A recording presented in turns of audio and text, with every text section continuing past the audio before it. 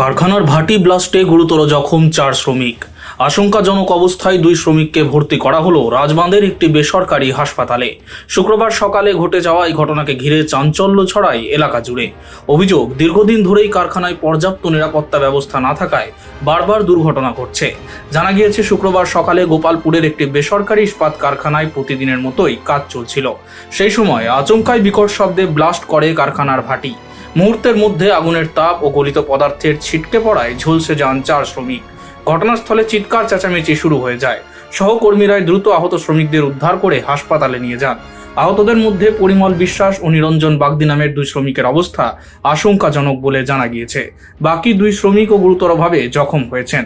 দুর্ঘটনার খবর ছড়িয়ে পড়তেই হাসপাতালে ভিড় জমায় শ্রমিকদের পরিবার ও সহকর্মীরা। কারখানার নিরাপত্তা ব্যবস্থা নিয়ে তীব্র ক্ষোভ উগরে দেন শ্রমিকরা।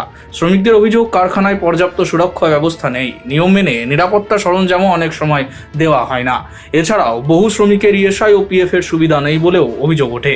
দুর্ঘটনার পর ক্ষতিপূরণ ও উন্নত চিকিৎসার দাবিতে বিক্ষোভ দেখান শ্রমিকরা। ঘটনায় সরব হন বিজেপিও। কাঁকসা 4 নম্বর মণ্ডল বিজেপির সভাপতি সুভাষিস মুখোপাধ্যায় বলেন, আমরা খবর পাওয়ার পরই ঘটনাস্থলে আসি। বারবার এই ধরনের দুর্ঘটনা ঘটছে, অথচ কারখানায় সঠিক নিরাপত্তা ব্যবস্থা নেই। যারা জখম হচ্ছেন তাদের ঠিকভাবে চিকিৎসার ব্যবস্থাও করা হচ্ছে না।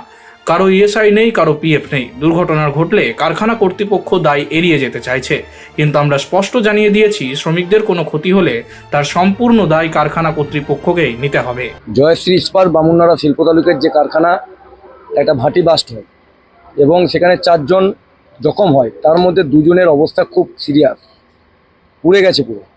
আমরা খবর পেয়ে গৌরীদেবীতে আসি, এসে দেখি পেশেন্ট উইদাউট ট্রিটমেন্ট পড়ে আছে, শুধু ব্যান্ডেজ করে রেখে দিয়েছে। কোনো ডাক্তার নেই, জুনিয়র ডাক্তার একজন দেখছে যে আরএমও থাকে, কোনো বার্ন স্পেশালিস্ট কোনো ডাক্তার নেই, কোনো সিনিয়র ডাক্তার নেই।